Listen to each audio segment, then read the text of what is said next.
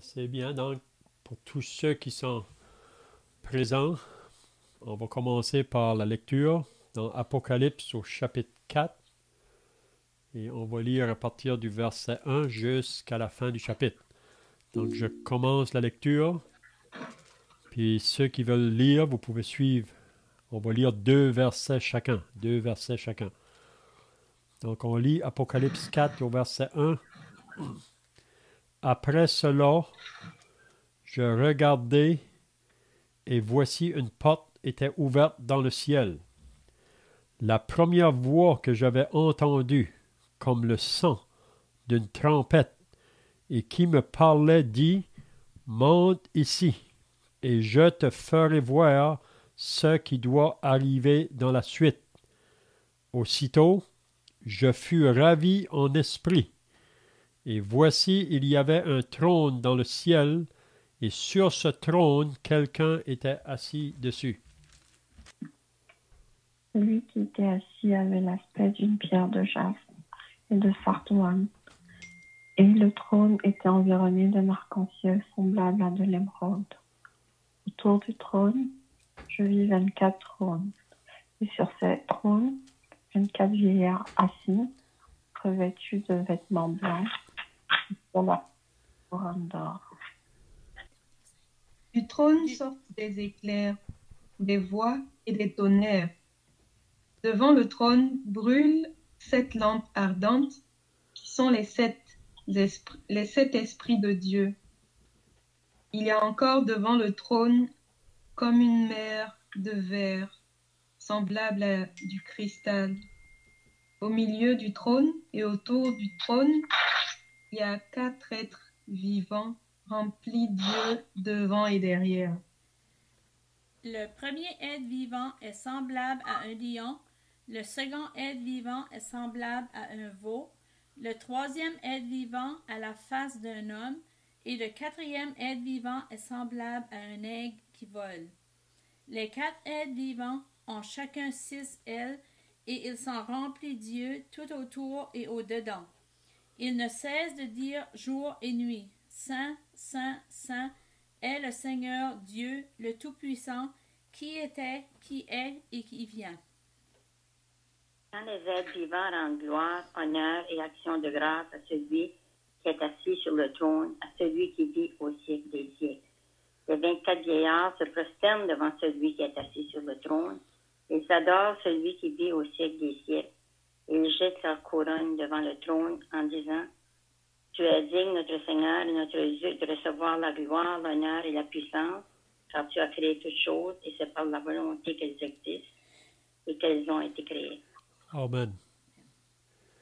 C'est bien. Donc, si vous étiez là la semaine passée, on avait regardé un peu le début du chapitre 4.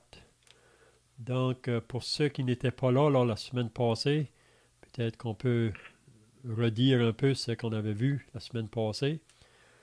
Donc, pour bien diviser le livre de l'Apocalypse, il faut le voir en 3 sections. On avait dit que si vous lisez dans le verset 19 du chapitre 1, c'est Jean qui a eu la révélation d'écrire. Puis, premièrement, il devait parler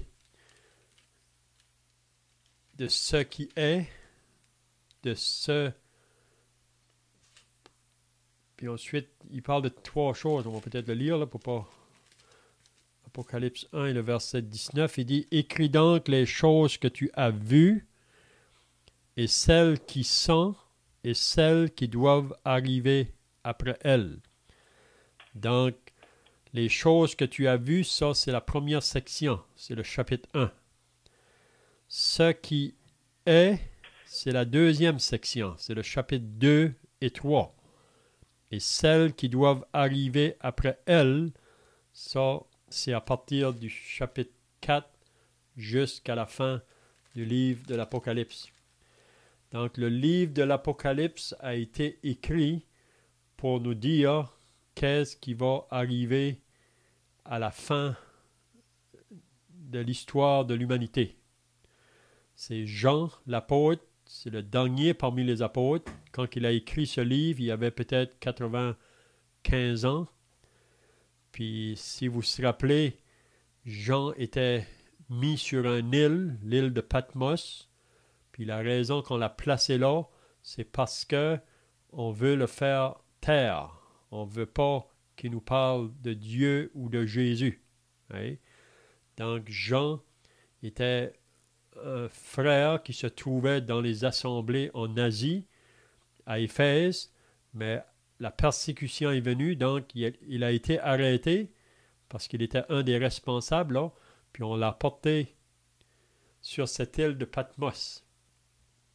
Puis c'est là, ça nous dit, le premier jour de la semaine, Jean était là seul, puis le Seigneur s'est révélé à lui.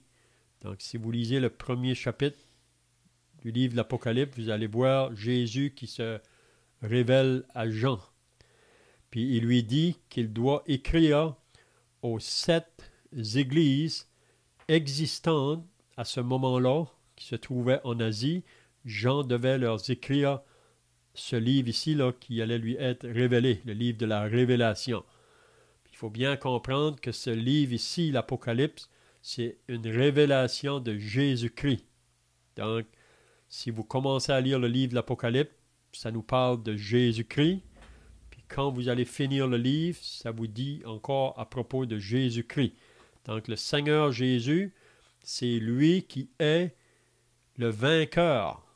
Il est le vainqueur. C'est lui vraiment qui est venu du ciel, envoyé par Dieu le Père, pour venir faire sa volonté ici-bas sur la terre. Puis qu'est-ce qu'était la volonté du Père pour Jésus?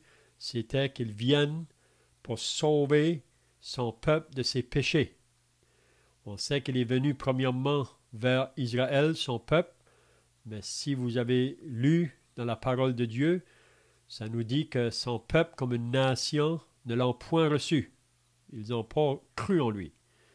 Mais à tous ceux qui l'ont reçu, il y a des individus parmi le peuple qui ont cru en lui. À tous ceux qui l'ont reçu, à ceux qui croient en son nom, il leur a donné le pouvoir de devenir enfants de Dieu. Donc, pour devenir un enfant de Dieu, qu'est-ce qu'il faut faire? C'est de croire en Jésus comme le seul sauveur pour les péchés de l'humanité.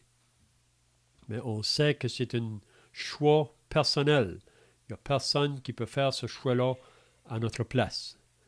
Donc, parce qu'on est pécheur par nature, la parole de Dieu nous dit que tous ont péché et sont privés de la gloire de Dieu. Donc, parce qu'on est pécheur, on est séparé de Dieu. On est mort spirituellement à Dieu. Mais c'est pour ça que Dieu a envoyé son Fils Jésus.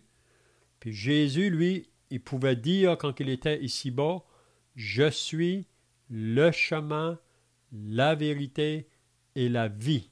Personne ne vient au Père que par moi. » Donc, c'est lui le chemin.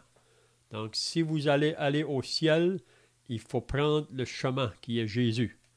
Si vous voulez aller au ciel, il faut vous prendre la vérité qui est Jésus. Si on veut aller au ciel, il faut prendre la vie qui est Jésus. Hein? On ne peut pas arriver à Dieu sans passer par lui. C'est lui le remède, c'est lui la provision.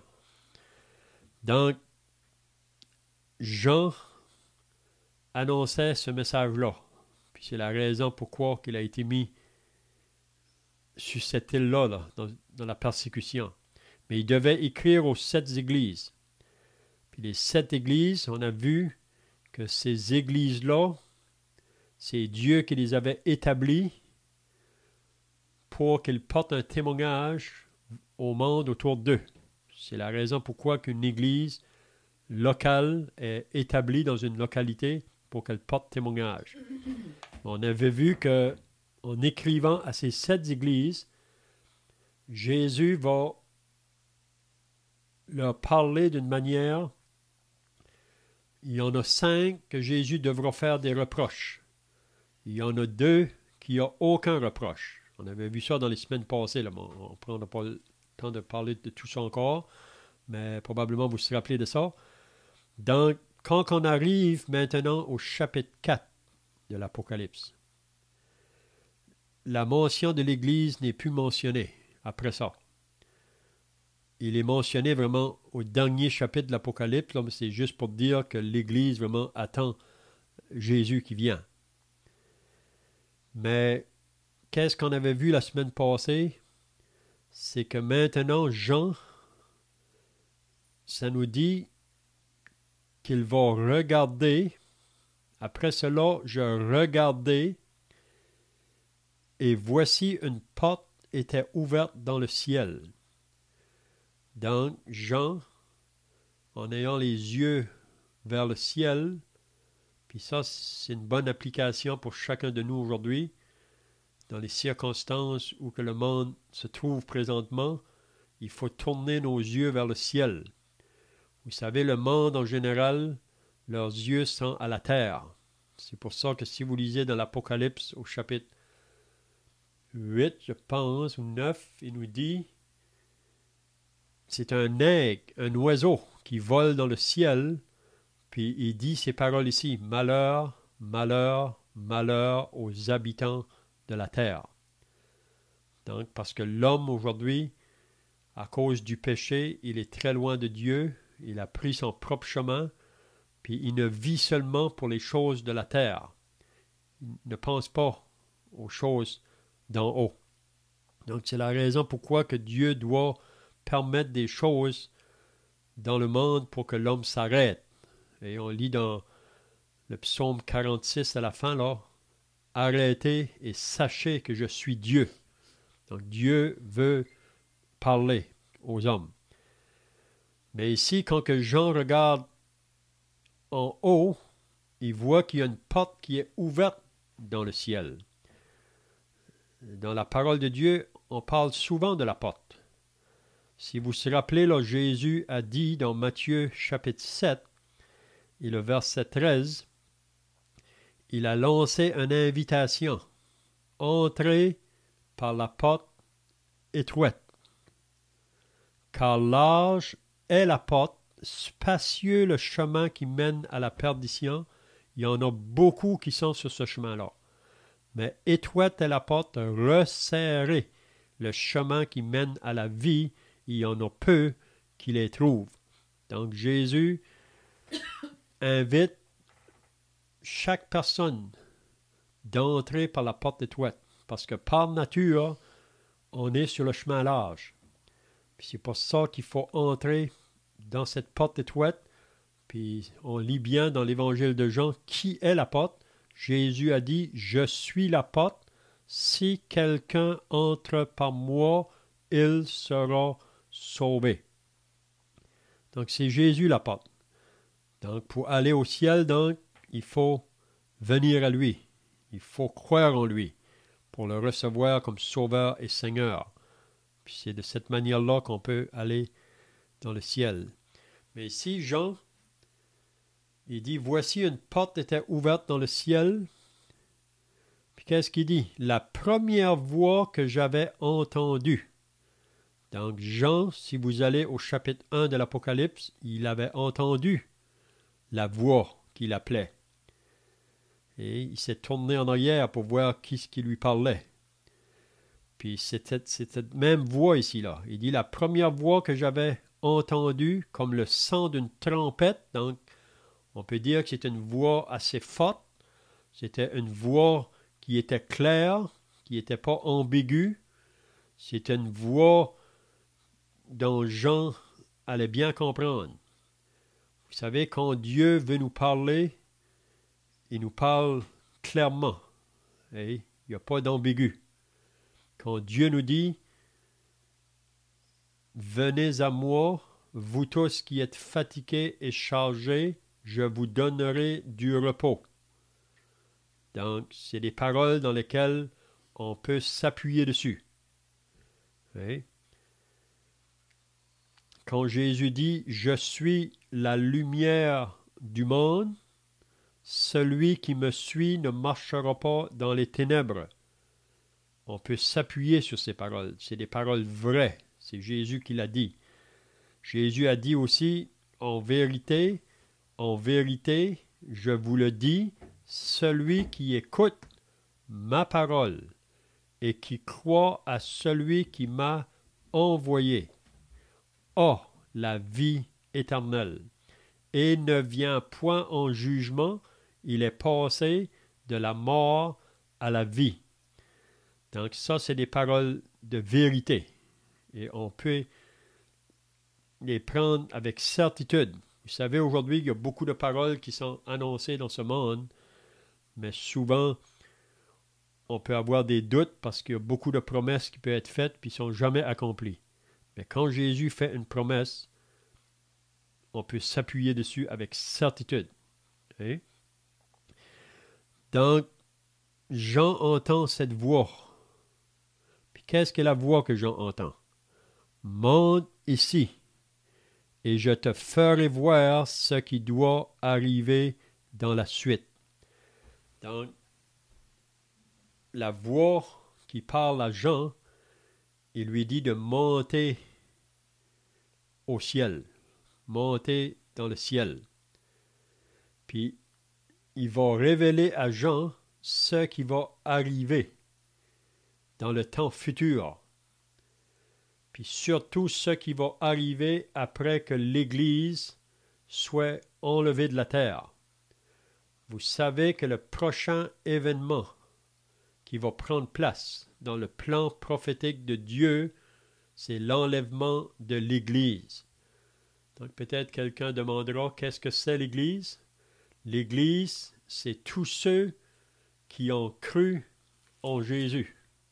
C'est tous ceux qui ont eu un moment dans leur vie qui se sont repentis de leurs péchés devant Dieu, puis qu'ils ont mis leur foi ou leur confiance dans l'œuvre du Seigneur Jésus qu'il a faite à la croix. Puis le moment qu'ils ont mis leur confiance en cette œuvre-là pour recevoir Jésus comme leur sauveur, à ce moment-là, ils ont entré dans l'Église, si on peut dire, qui est le corps de Christ. Donc, tous ceux qui ont cru en Jésus sont associés à l'Église, qui est le corps de Christ. Donc, si Jésus venait ce soir, puis je crois qu'il pourrait venir ce soir, même avant que l'étude va terminer, il pourrait revenir. Quand il vient, personne ne le sait. Il nous dit qu'il vient.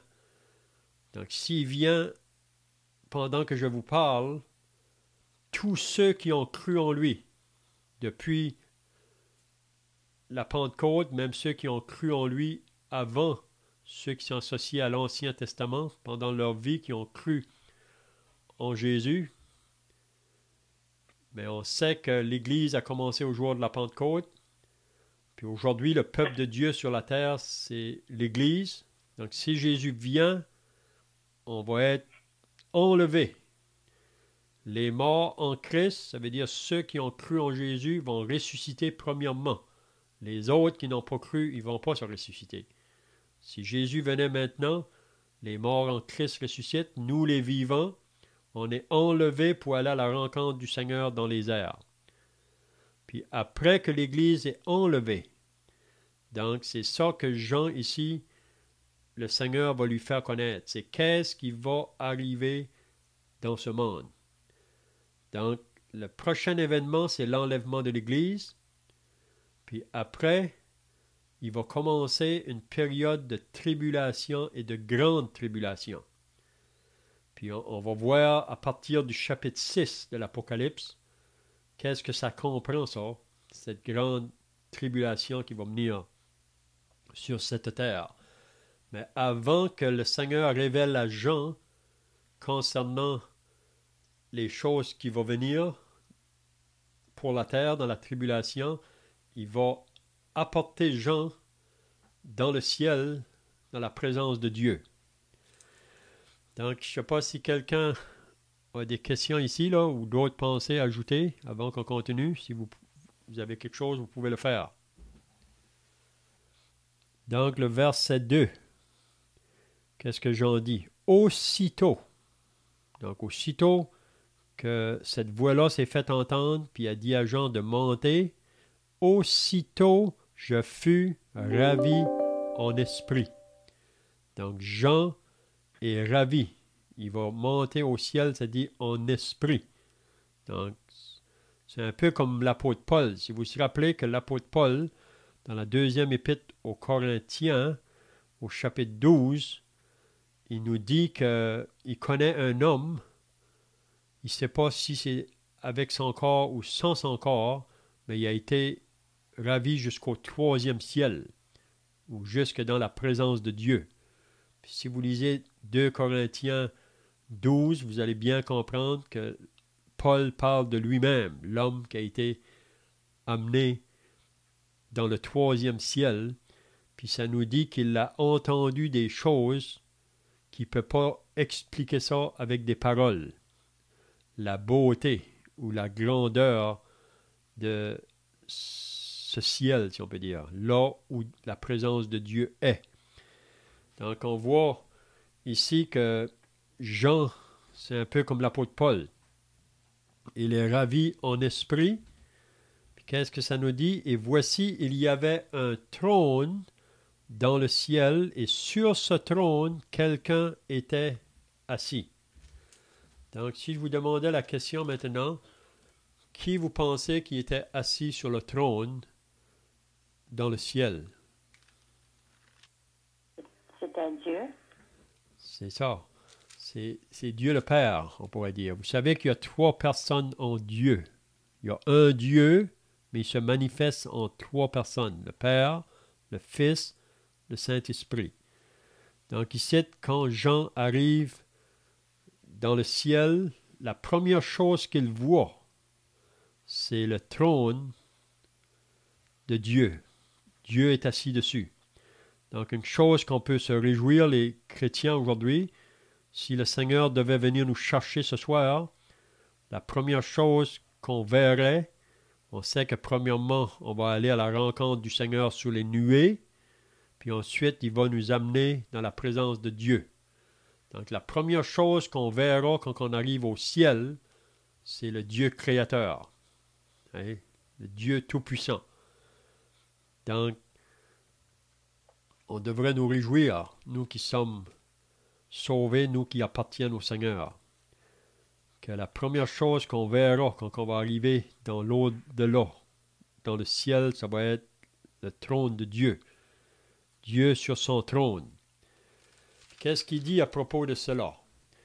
Jean ne dit pas beaucoup de paroles, mais il en dit assez pour nous faire comprendre que c'est un lieu magnifique ou un lieu d'une grande splendeur qu'on ne peut pas décrire probablement avec des paroles.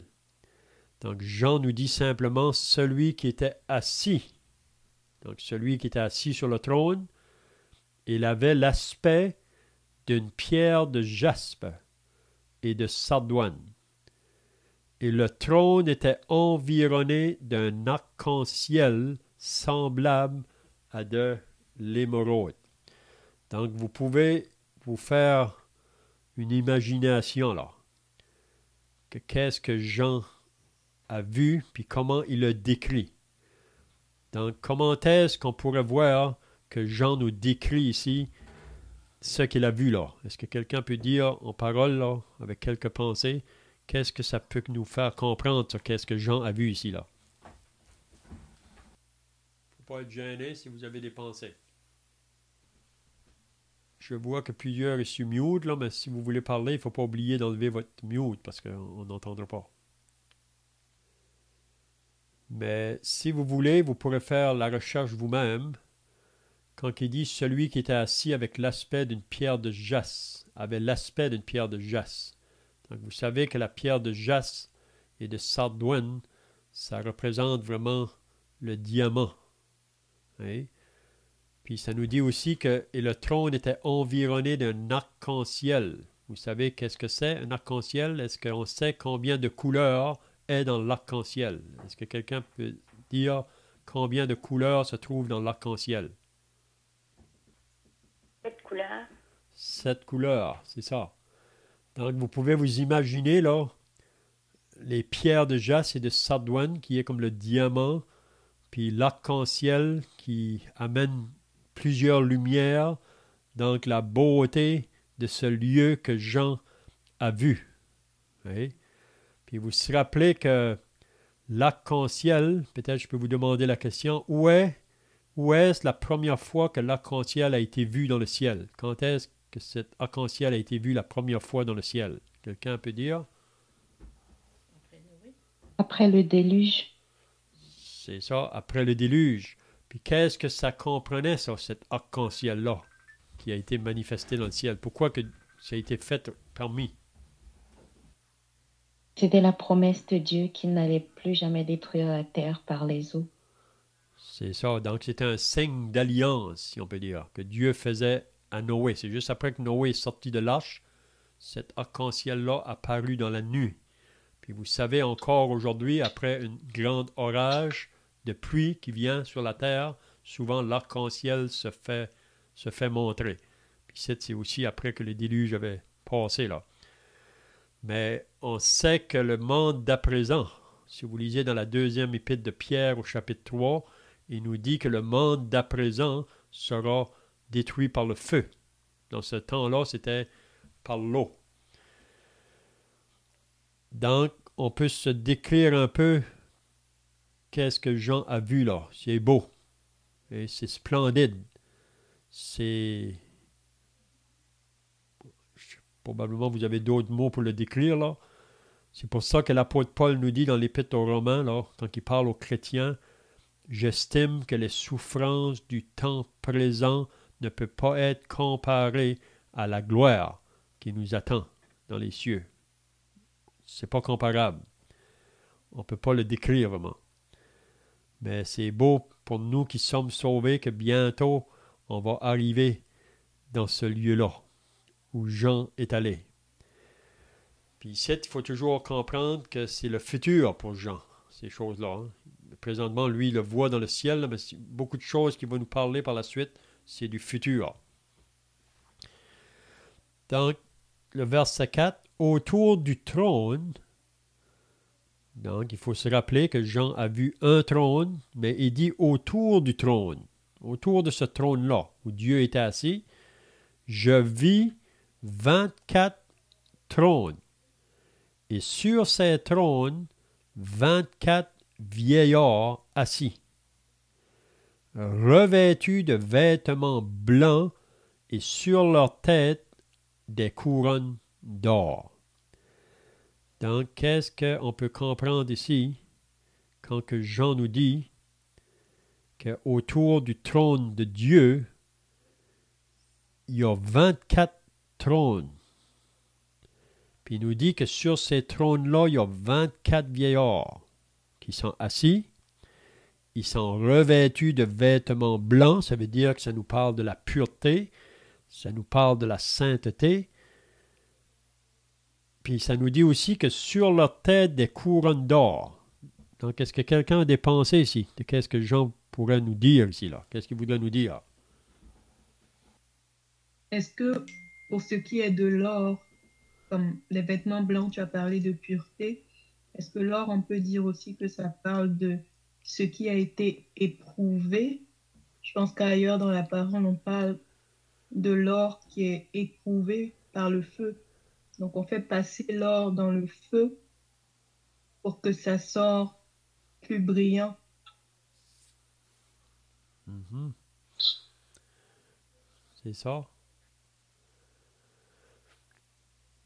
Donc ici, c'est possible que les 24 vieillards nous représentent l'Église. Vous savez, quand que Jean a entendu monte ici, là, ça c'est une figure de l'Église ou l'enlèvement de l'Église. Donc, vous vous rappelez que le 12, ça représente, le chiffre 12, c'est le gouvernement. Puis on sait que dans l'Ancien Testament, il y avait les 12 fils d'Israël. Puis dans le Nouveau, il y a les 12 apôtres. Donc, on dit que ici, Jean voit là, ces 24 vieillards-là qui sont assis, qui représenteraient vraiment l'Église. Puis, ils sont revêtus de vêtements blancs. Comment est-ce que cela a été fait? C'est par le sang de Jésus, vraiment. c'est parce qu'ils ont reçu Christ comme sauveur. Puis vous savez que le moment qu'on reçoit Christ comme sauveur, le sang de Jésus nous purifie de tout péché. Puis ça nous dit qu'après qu'une personne a cru en Jésus, que devant Dieu, on est blanc, plus blanc que la neige. Parce que Dieu nous voit au travers son Fils. Hein? Puis aussi, vous vous rappelez que si on lirait dans Matthieu au chapitre 19, peut-être qu'on va le lire là, Matthieu au chapitre 19.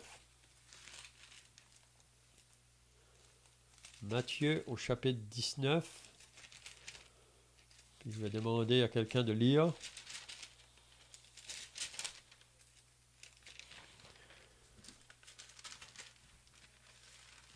Matthieu 19 et le verset...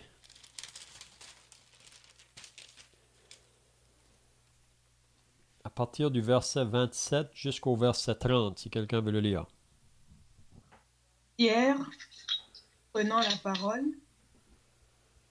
lui dit, « Voici, nous avons tout quitté, et nous t'avons suivi. Qu'en sera-t-il pour nous ?» Jésus lui répondit, « Je vous le dis en vérité, quand le Fils de l'homme, au renouvellement de toutes choses, sera assis sur le trône de sa gloire, vous qui m'avez suivi, vous serez de même assis sur 12 trônes et vous jugerez les 12 tribus d'Israël. Et quiconque aura quitté à cause de mon nom ses frères ou ses sœurs ou son père ou sa mère ou sa femme ou ses enfants ou ses terres ou ses maisons, recevra le centuple et héritera la vie éternelle. Plusieurs des premiers seront les derniers, et plusieurs des derniers seront les premiers. Amen. Donc ici, on voit ce que Jésus dit à Pierre, parce que Pierre lui a dit, Seigneur, nous, on a tout quitté pour te suivre. Vous savez que les apôtres, quand Jésus les a appelés, ils ont été prêts à tout quitter. Et père, mère, enfant, terre, ils ont été prêts à tout quitter. Vous savez que Jésus a dit, si quelqu'un veut être mon disciple, qu'il renonce premièrement à lui-même, qu'il se charge de sa croix et qu'il me suive. Car celui qui voudra sauver sa vie va la perdre, mais celui qui la perdra à cause de moi la trouvera. Donc, quand ça vient le temps de l'appel de l'Évangile envers nous, on devrait laisser rien nous empêcher de répondre à cet appel-là. Parce que c'est ça qui va déterminer notre éternité. Puis vous savez que Jésus a dit que quand vous allez être appelé par l'Évangile, il va y avoir beaucoup d'obstacles pour vous empêcher d'accepter ce message. Il y a beaucoup de choses qui vont être placées devant vous.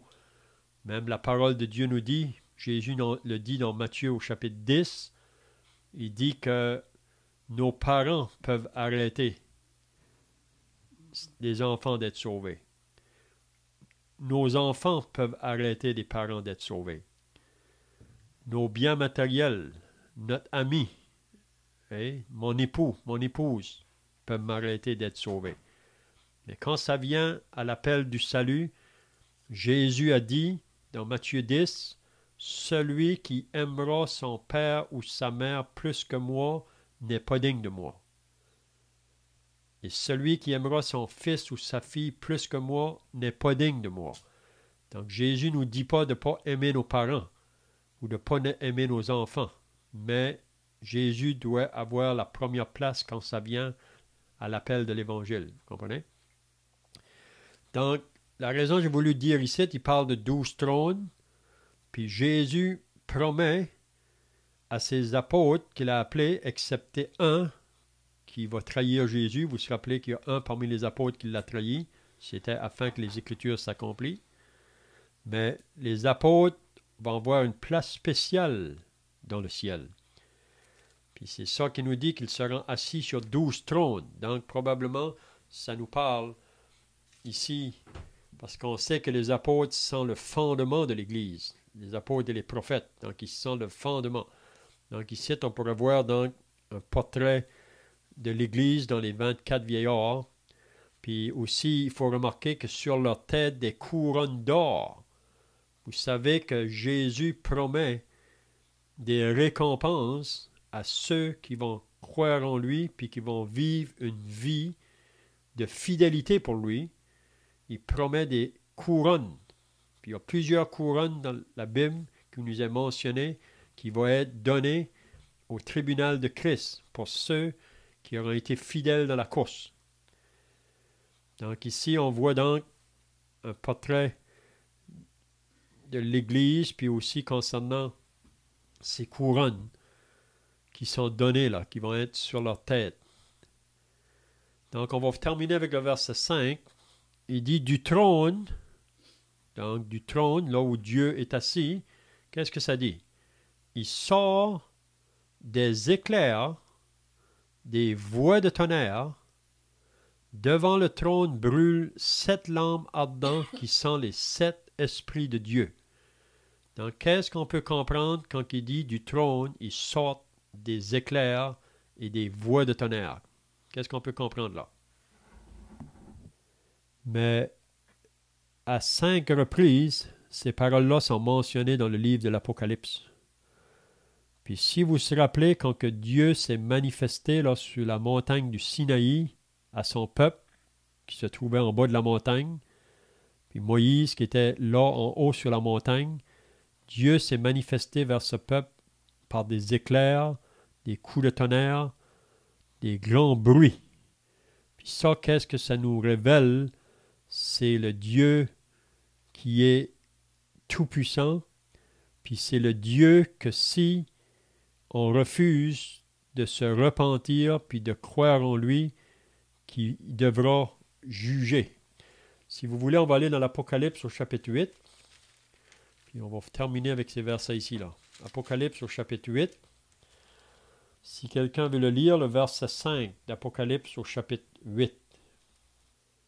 Et l'ange prit l'encensoir, le remplit du feu de l'autel et le jeta sur la terre. Il y eut des voix. C'est-tu le verset 5? Oui, oui. Excuse. Ouais, tu peux lire ça. Il y Là. eut des voix, des coups de tonnerre, des éclairs et un tremblement de terre. OK, c'est un peu les mêmes paroles ici. Puis ici, il faudra remarquer que c'est juste avant que les 7 trompettes vont sonner. Donc, Apocalypse 4, c'est juste avant que les 6 sceaux vont être ouverts. Il nous parle de ça, là, des éclairs. Hein? On va aller maintenant à Apocalypse 11. Apocalypse 11. Et si quelqu'un veut lire le verset 19. Et le temple de Dieu dans le ciel fut ouvert, et l'arche de son alliance apparut dans son temple. Il y eut des éclairs, des voix de tonnerre, un tremblement de terre et une forte grêle. Maintenant, on va à Apocalypse 16.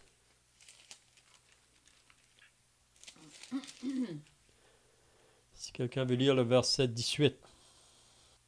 Et il y eut des éclairs, des voix de tonnerre et un grand tremblement de terre, tel qu'il n'y avait jamais eu depuis que l'homme est sur la terre, un aussi grand tremblement. C'est ça. Ici, là, il faut bien souligner que c'est les 7, si vous lisez le chapitre 16, là, c'est les 7 dernières coupes de la colère de Dieu qui vont tomber sur la terre. Puis ici, là, si vous lisez le verset 17, il parle de la 7e qui versa sa coupe. Puis c'est ça qu'il nous dit là. Donc, ça nous parle vraiment du jugement de Dieu. Et quand que Dieu parle concernant des éclairs, des coups de tonnerre, c'est parce que Dieu, ici dans le livre de l'Apocalypse, il se présente comme le Dieu qui va juger. Donc, notre temps est terminé. Donc, s'il n'y a pas de questions ou s'il n'y a pas d'autres choses à ajouter, on va terminer par la prière. Puis ensuite, on pourra chanter un cantique